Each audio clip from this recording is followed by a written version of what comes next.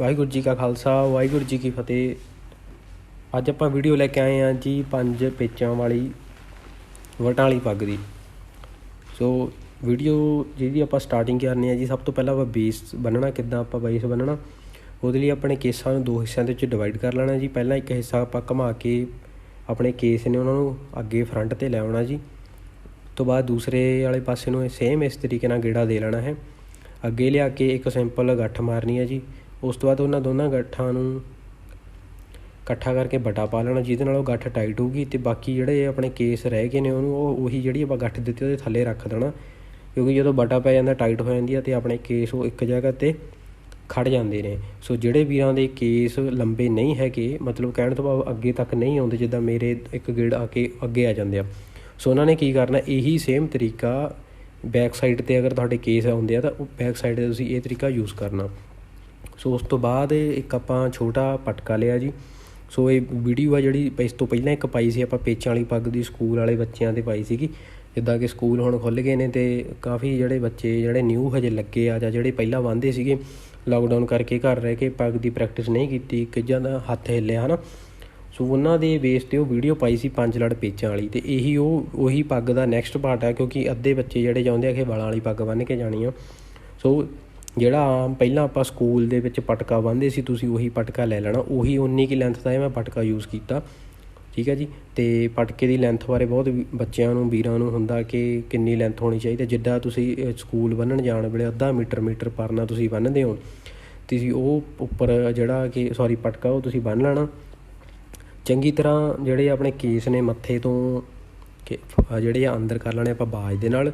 ਅਤੇ ਪਟਕੇ ਦਾ ਜਿਹੜਾ ਦੂਸਰਾ ਆਪਣਾ ਕੱਪੜਾ ਬਚ ਗਿਆ ਗੱਠ ਦੇਣ ਤੋਂ ਬਾਅਦ, ਉਹਨੂੰ ਦੋਨਾਂ ਸਾਈਡਾਂ ਤੋਂ ਅੰਦਰ ਨੂੰ ਫੋਲਡ ਕਰਕੇ ਉਹਦੀ ਸੈਟਿੰਗ ਕਰਕੇ, ਤਾਂ ਜੋ ਆਸਾਨੀ ਦੇ ਨਾਲ ਜਿਹੜਾ ਕਿ ਬੰਨ੍ਹਿਆ ਜਾ ਸਕੇ, ਉਹਦਾ ਇੱਕ ਘੇਰਾ ਆਪਣੇ ਸਿਰ ਦੇ ਆਲੇ ਦੁਆਲੇ ਦੀ ਆ ਸਕੇ।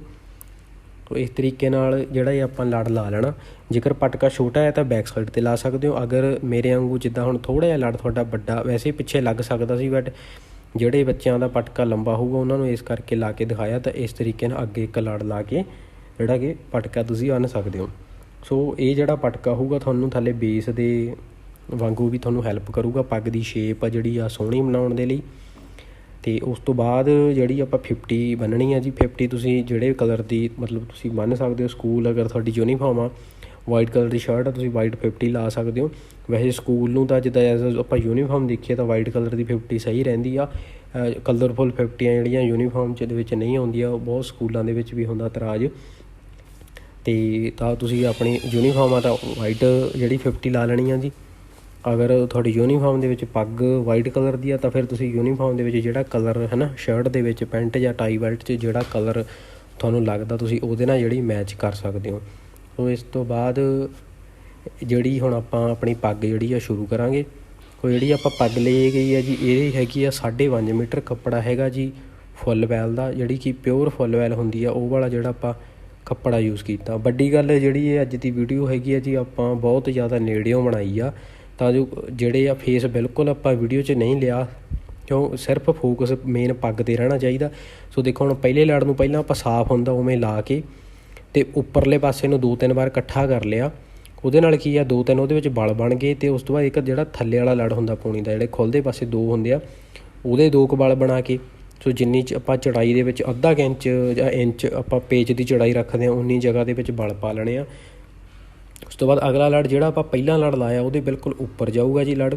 ਉੱਪਰਲੇ ਪਾਸੇ ਉਹ ਚੰਗੀ ਤਰ੍ਹਾਂ ਪਹਿਲਾਂ ਮੋੜਾਂਗੇ, ਫਿਰ ਉਹਨੂੰ ਖਿੱਚਾਂਗੇ, ਫਿਰ ਦੁਬਾਰਾ ਉਹਦੀ ਸੈਟਿੰਗ ਕਰਕੇ ਉੱਪਰਲੇ ਪਾਸੇ ਜਦੋਂ ਪੂਰਾ ਐਨ ਵਧੀਆ ਸੈਟਿੰਗ ਹੋ ਗਈ, ਫਿਰ ਅੱਗੇ ਆਪਾਂ ਜਿਹੜੇ ਬਲ ਪਾਉਣੇ ਸਟਾਰਟ ਕਰਨੇ ਆ। ਸਿੱਧਾ ਹੀ ਲੜ ਲਾ ਕੇ ਕਦੇ ਵੀ ਬਲ ਪਾਉਣੇ ਸਟਾਰਟ ਨਹੀਂ ਕਰਨੇ। ਸੋ ਉਸ ਤੋਂ ਬਾਅਦ ਕਰਨਾ ਕੀ ਆ, ਲੜ ਨੂੰ ਬਿਲਕੁਲ ਪਤਲਾ ਹਿੱਸਾ ਪੱਲੇ ਦਾ ਆਪਾਂ ਚੱਕਣਾ ਜੀ।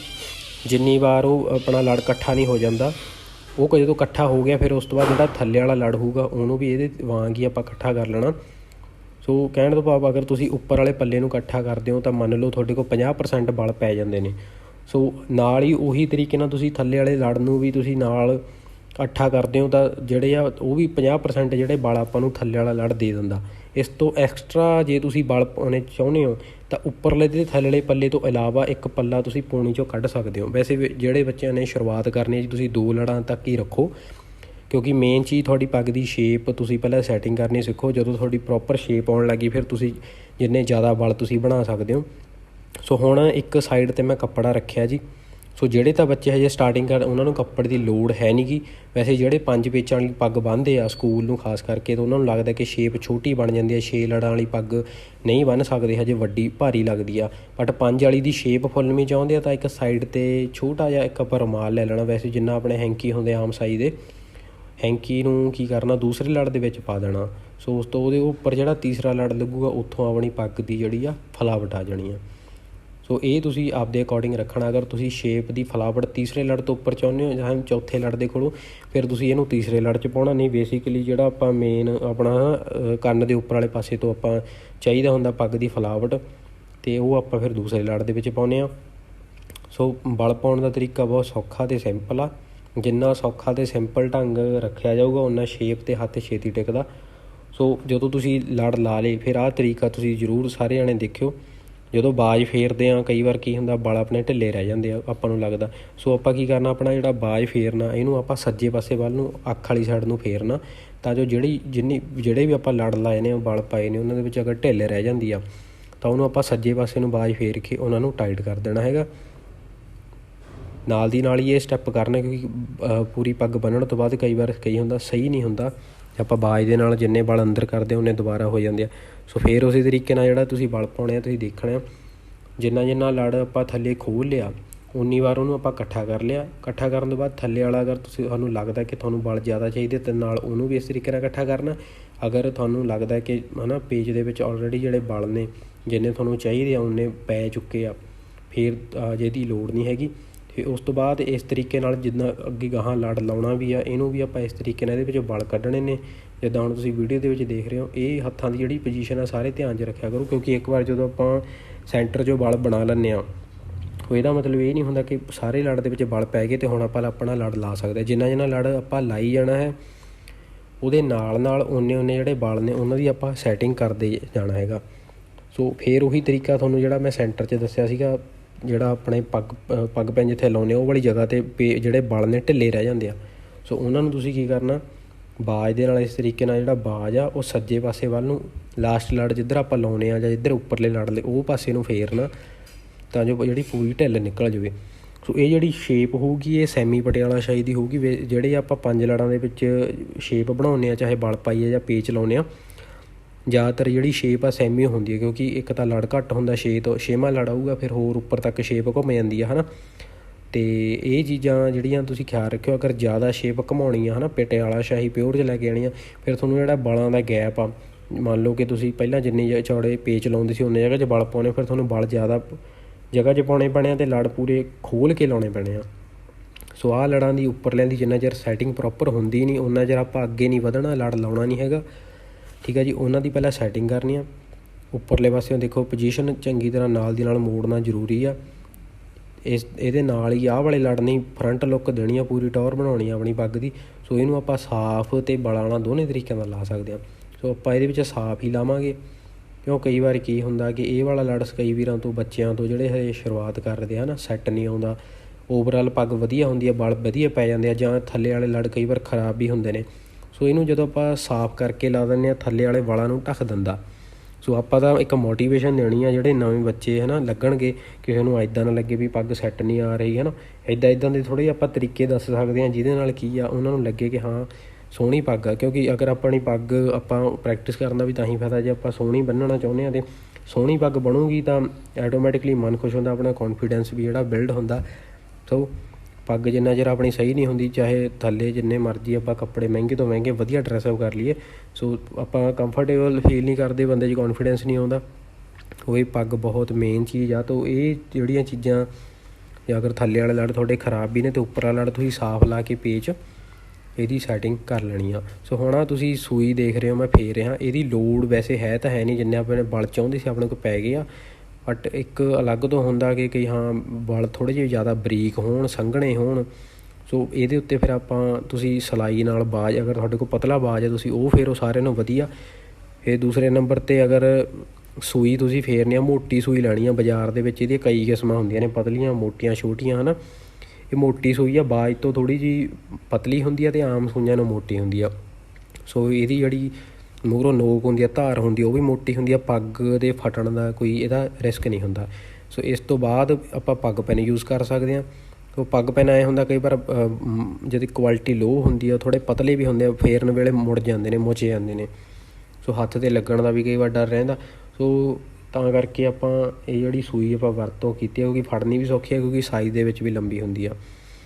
ਸੋ ਇਹਨੂੰ ਤੁਸੀਂ ਬਾਜ਼ ਨਾਲ ਵੀ ਕਰ ਸਕਦੇ ਹੋ, ਠੀਕ ਹੈ। ਦੋਨੇ ਤਰੀਕੇ ਜਿਹੜੇ ਆ ਸਹੀ ਹੈ, ਤਿੰਨੇ ਪੱਗ ਪੈਨ ਦਾ ਵੀ ਇਨਕਲੂਡ ਕਰਕੇ। ਅਤੇ ਜਦੋਂ ਵੀ ਇਹ ਉੱਤੇ ਪੇਚਾਂ 'ਤੇ ਫੇਰਨੀ, ਕਾਹਲੀ ਨਹੀਂ ਕਰਨੀ, ਬਹੁਤ ਆਰਾਮ ਦੇ ਨਾਲ ਜਿਹੜੀ ਆ ਆਪਾਂ ਪੇਚਾਂ ਦੇ ਉੱਪਰ ਵਲਾਂ ਦੇ ਉੱਪਰ ਫੇਰਨਾ। ਅਤੇ ਫਿਰ ਆਪਣਾ ਜਿਹੜਾ ਲਾਸਟ ਲੜ ਆਉਂਦਾ ਜੀ, ਉਹ ਲਾਉਣ ਲਈ ਜਿਹੜਾ ਆਪਾਂ ਸੈਂਟਰ 'ਤੇ ਦੇਖੋ ਲੜ ਮੋੜੇ ਆ, ਜਿੰਨੇ ਆਪਣੇ ਲੜ ਲਾਏ ਆ, ਜਮਾਂ ਨੱਕ ਦੀ ਸੇਧ ਆ ਕੇ ਪਹਿਲਾਂ ਇੱਕ ਪੱਗ ਪੈਨ ਲਾ ਕੇ ਆਪਾਂ ਰੱਖ ਲੈਣਾ ਜੀ। ਫਿਰ ਉਸ ਤੋਂ ਬਾਅਦ ਆਪਣਾ ਜਿਹੜੀ ਲਾਸਟ ਲੜ ਦੀ ਉਹਦੀ ਆਪਾਂ ਸੈਟਿੰਗ ਕਰਨੀ ਆ। ਸੈਟਿੰਗ ਕਿੱਦਾਂ ਕਰਨੀ ਆ, ਧਿਆਨ ਨਾਲ ਸਾਰੇ ਵੀ ਦੇਖਿਓ। ਬਹੁਤ ਵੀਰਾਂ ਦਾ ਕਨਫਿਊਜ਼ਨ ਹੁੰਦੀ ਹੈ ਕਿ ਲਾਸਟ ਲੜ ਸਹੀ ਨਹੀਂ ਲੱਗਦਾ। ਪਹਿਲਾਂ ਤੁਹਾਡਾ ਲਾਸਟ ਲੜ ਪਹਿਲੇ ਨੰਬਰ 'ਤੇ ਜੇ ਪੂਰਾ ਹੋਣਾ ਚਾਹੀਦਾ, ਨਾ ਜ਼ਿਆਦਾ ਵੱਡਾ ਅਤੇ ਨਾ ਜ਼ਿਆਦਾ ਛੋਟਾ। ਉਨਾ ਹੀ ਲੜ ਜਿਹੜਾ ਮੋੜਨ 'ਚ ਲਾਉਣ 'ਚ ਸੌਖਾ ਰਹਿੰਦਾ, ਸਫਾਈ ਕਰਨੀ ਸੌਖੀ ਰਹਿੰਦੀ ਆ। ਪਹਿਲਾਂ ਇਹਨੂੰ ਥੱਲਿਓਂ ਉੱਪਰ ਵੱਲ ਮੋੜਨਾ ਅਤੇ ਉੱਪਰੋਂ ਥੱਲੇ ਵੱਲ, ਜਾਂ ਪਹਿਲਾਂ ਉੱਪਰੋਂ ਥੱਲੇ ਨੂੰ ਅਤੇ ਥੱਲਿਓਂ ਉੱਪਰ ਵੱਲ ਨੂੰ, ਯਾਨੀ ਦੋਨਾਂ ਸਾਈਡਾਂ ਤੋਂ ਆਪਾਂ ਓਪੋਜ਼ਿਟ ਮੋੜਨਾ। ਪਹਿਲਾਂ ਬਾਅਦ ਦਾ ਕੋਈ ਚੱਕਰ ਨਹੀਂ, ਚਾਹੇ ਤੁਸੀਂ ਉੱਪਰੋਂ ਪਹਿਲਾਂ ਥੱਲੇ ਮੋੜ ਲਓ, ਥੱਲਿਓਂ ਉੱਪਰ ਨੂੰ ਬਾਅਦ 'ਚੋਂ ਮੋੜ ਲਓ, ਹੈ ਨਾ। ਉਸ ਤੋਂ ਬਾਅਦ ਜਦੋਂ ਤੁਹਾਡਾ ਲੜ ਆ ਗਿਆ, ਫਿਰ ਤੁਸੀਂ ਕੋਸ਼ਿਸ਼ ਕਰੋ ਇਹਨੂੰ ਸਾਫ਼, ਅਗਰ ਤੁਸੀਂ ਲਾਉਣਾ ਤੁਹਾਡੀ ਚੋਇਸ ਆ। ਵੈਸੇ ਅਗਰ ਤੁਹਾਡੇ ਵਾਲਾਂ ਵਾਲੀ ਪੱਗ ਬੰਨੀ ਆ ਤਾਂ ਤੁਸੀਂ ਲਾਸਟ ਲੜ ਵਾਲਾਂ ਵਾਲਾ ਉਹ ਜ਼ਿਆਦਾ ਵਧੀਆ ਲੱਗਦਾ, ਦੋਨੋਂ ਸਾਈਡਾਂ ਤੋਂ ਹਲਕੇ ਹਲਕੇ ਵਾਲ ਦੇਖਣ ਨੂੰ ਮਿਲਦੇ ਆ। ਫਿਰ ਲੜ ਜਿੱਥੇ ਆਪਾਂ ਪੱਗ ਪੈਨ ਲਾਇਆ ਉੱਥੇ ਲੈ ਆਉਣਾ ਜੀ, ਉੱਥੇ ਲਿਆ ਕੇ ਇਸ ਤਰੀਕੇ ਨਾਲ ਲੜ ਨੂੰ ਘੁਮਾ ਦੇਣਾ। ਜਦੋਂ ਪਿੰਨ ਲੱਗ ਗਿਆ ਲੜ ਘੁਮਾਉਣਾ ਸੌਖਾ। ਅਤੇ ਦੂਜੇ ਨੰਬਰ 'ਤੇ ਜਦੋਂ ਲੜ ਆਪਣਾ ਪੂਰਾ ਹੋਊਗਾ, ਜੇ ਐਕਸਟਰਾ ਕੱਪੜਾ ਨਹੀਂ ਹੋਊਗਾ ਅਤੇ ਉਹ ਲੜ ਘੁੰਮ ਵੀ ਸੌਖਾ ਜਾਂਦਾ, ਕਾਲੀ ਵਾਲਾ ਲੜ ਵੀ ਸੋਹਣਾ ਲੱਗ ਜਾਂਦਾ। ਸੋ ਇਹ ਸਿੰਪਲ ਅਤੇ ਬੇਸਿਕ ਤਰੀਕਾ।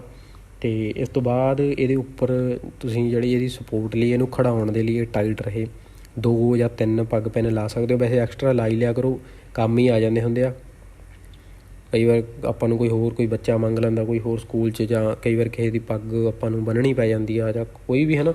ਸੋ ਐਕਸਟਰਾ ਲੱਗੇ ਹੋਣ, ਕੋਈ ਡਰ ਨਹੀਂ ਹੁੰਦਾ। ਕਈ ਵਾਰ ਕੀ ਹੁੰਦਾ, ਫਰੰਟ ਵਾਲਾ ਲੜ ਪੱਗ ਪੈਨ ਕਈ ਵਾਰ ਹੱਥ ਤੋਂ ਵੱਜਦਾ, ਨਿਕਲ ਜਾਵੇ, ਟੇਢਾ ਹੋ ਜਾਵੇ, ਮੁੱਚ ਜਾਵੇ। ਸੋ ਐਕਸਟਰਾ ਹੋਣਗੇ ਆਪਾਂ ਲਾ ਸਕਦੇ ਹਾਂ, ਆਪਣੀ ਸੇਫਟੀ ਵੀ ਆ। ਬਾਕੀ ਲੜ ਨਹੀਂ ਢਿੱਲਾ ਹੁੰਦਾ। ਅਤੇ ਫਿਰ ਇਹ ਜਿਹੜੀ ਪੱਗ ਆ ਦੇਖੋ ਆਪਣੀ 90% ਕੰਪਲੀਟ ਹੋ ਗਈ ਆ। ਸੋ 5 ਲੜ ਦੇ ਵਿੱਚ ਜਿਹੜੇ ਬੱਚੇ, ਜਿਹੜੇ ਸਟੂਡੈਂਟ ਨੇ, ਜਾਂ ਜਿਹੜੇ ਵੀਰ ਵਾਹੁੰਦੇ ਵੀ ਨੇ, ਅਤੇ ਉਹਨਾਂ ਦੇ ਲਈ ਇਹ ਸੀਗੀ ਵੀਡੀਓ ਅੱਜ ਦੀ। ਅਤੇ ਇਸ ਤੋਂ ਬਾਅਦ ਫਿਰ ਆਪਣਾ ਜਿਹੜਾ ਸਿਰ ਰਹਿ ਗਿਆ ਜੀ, ਆਪਾਂ ਸਿਰ ਕਵਰ ਕਰਨਾ। ਸਿਰ ਕਵਰ ਕਰਨ ਦੇ ਲਈ ਜਿਹੜਾ ਆਪਾਂ ਲਾਸਟ ਲੜ ਸਭ ਤੋਂ ਪਹਿਲਾਂ ਲੜ ਲਾਇਆ ਸੀਗਾ ਅੱਖ 'ਤੇ, ਹੈ ਨਾ, ਉਹ ਉੱਪਰ ਵੱਲ ਉਹਨੂੰ ਆਪਾਂ ਖਿੱਚ ਲੈਣਾ ਜੀ। ਆਹ ਦੇਖੋ ਪਹਿਲਾਂ ਜਿਹੜੀ ਪੱਗ ਦੀ ਨੋਕ ਸੈਂਟਰ 'ਚ ਨਹੀਂ ਸੀਗੀ, ਹੁਣ ਜਦੋਂ ਮੈਂ ਲੜ ਖਿੱਚਿਆ ਅਤੇ ਥੋੜ੍ਹਾ ਜਿਹਾ ਲੜ ਘੁਮਾਇਆ। ਸੋ ਇਹ ਵੀ ਚੀਜ਼ ਜਿਹੜੀ ਆ ਇੱਕ